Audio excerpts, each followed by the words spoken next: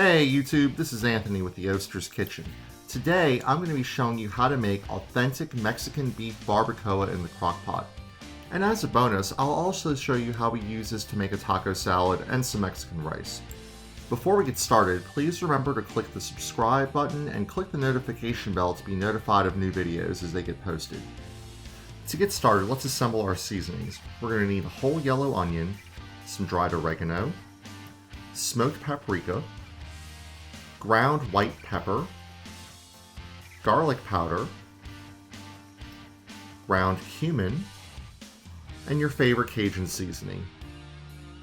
First things first, let's slice off both ends of the onion, remove the wrapper, and then cut straight down the middle. Discard your scraps, and then make thin slices all the way through each half of your onion. Our goal here is to make long, thin slices of onion, not to chop the onion itself. Once you've done that, collect everything up and set aside for later. Now let's assemble our dry seasonings. We're going to need to start with 2 tablespoons of Cajun seasoning, 1 tablespoon of smoked paprika, 1/2 teaspoon of garlic powder, 1 teaspoon of ground cumin, 1/2 teaspoon of oregano, 1/2 teaspoon of white pepper, and then we're going to use fresh black pepper. Go ahead and grind to taste. I'm doing about 10 twists on my grinder, but judge for yourself. And we're going to do the same thing with kosher salt. Again, go ahead and do this to taste. I'm doing about 10 twists on my grinder. Stir that up so that all of the spices are nice and incorporated. We're then going to need 3 cups of beef broth. I actually save my drippings whenever I make this and freeze it, so that's what I'm using. We're going to season the broth with a can of chipotle peppers and adobo sauce. Go ahead and just leave the peppers whole while you're doing this.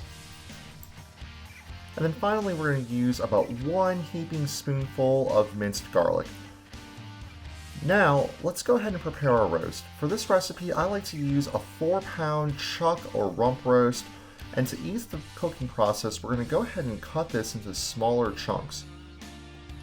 Aim for each piece to be about 2 to 3 inches on each side, and go ahead and leave the fat cap on. It's going to help in the cooking process overall. Once cut, use your dried seasoning mix and liberally season each piece of beef on all sides. If you left the fat caps on, it really helps to get a good amount of seasoning on those fat caps. To prepare your crock pot, go ahead and layer olive oil and Worcestershire sauce on the bottom of the pot. Then add in your sliced onions. From there, go ahead and arrange each piece of your seasoned chuck roast and pour over our beef broth with the chipotle peppers and garlic that we just prepared. Make sure each piece is covered. Close your lid and set your crock pot on low for at least 4 hours.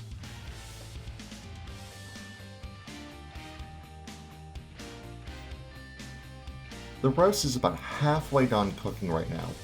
Go ahead and carefully remove the lid to your crock pot, lifting the lid up ever so slightly to let the steam release so you don't burn yourself.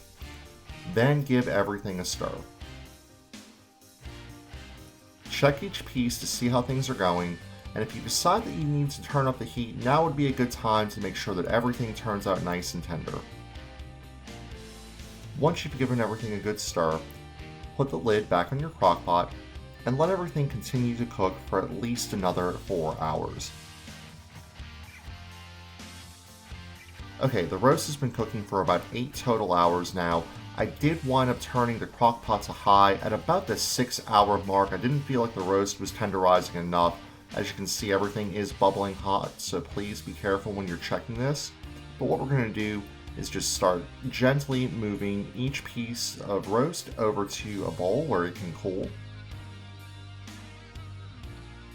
Be careful not to splash any of this hot liquid on yourself. Then, in a clean bowl, we're going to go ahead and move every piece over, piece by piece, And I like to use a large serving fork just to go ahead and shred the beef.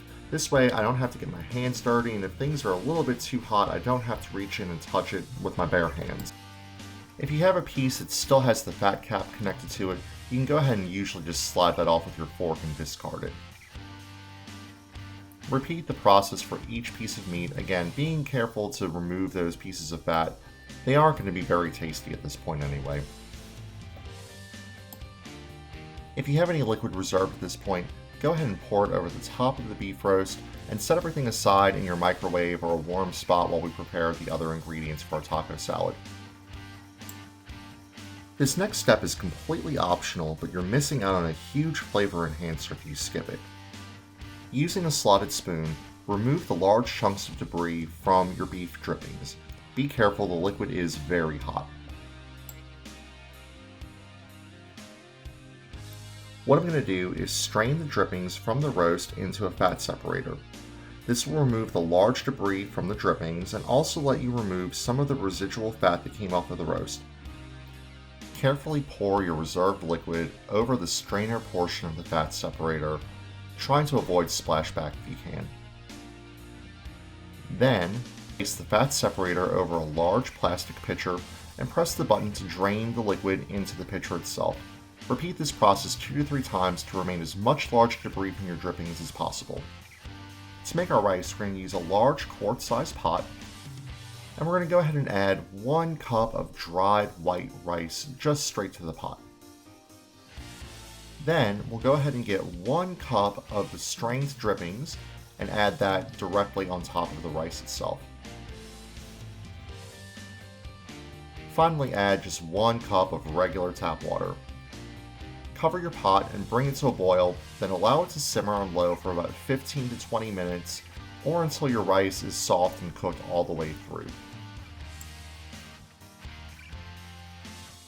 To assemble my taco salad, I'm going to go ahead and grate about 3 ounces of Colby Jack cheese. Yes, I grate my own cheese. The stuff that comes pre-shredded in the bag is full of fillers and isn't really all cheese. Trust me, you're going to want to spend the 30 seconds it takes from this step. Next, go ahead and chop up your lettuce. I want to show you a cool trick that I learned. I just cut the end right off of my lettuce, stick that in a glass of water, put it on your windowsill, and you're going to have a free head of lettuce in about 2 weeks. Chop everything up nice and thin for your salad, and then set aside. Then I'm going to go ahead and dice a tomato and gather up my remaining ingredients.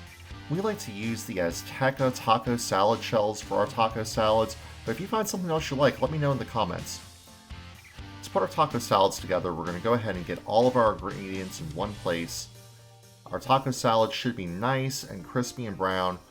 And I'm going to start by putting just a layer of this delicious Mexican rice right on the bottom of the shell. Then I'm going to go ahead and add my chopped lettuce.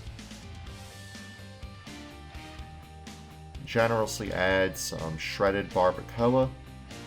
Finally top with tomatoes, cheese. I'm going to use some of our homemade Greek yogurt ranch dressing. I promise I'll make a video for that one coming up shortly. But that's it. I really hope you enjoy this recipe. It serves our family well, and we use it for things like taco salads, tamales, burritos, flautas. We even made a chili out of it this week, so it's very versatile. I'd love to hear what you're doing with it in the comments below. If you like our channel, please remember to like this video, subscribe, and let us know what else you'd like to see us cook. Until then, this is Anthony for the Oster's Kitchen signing off.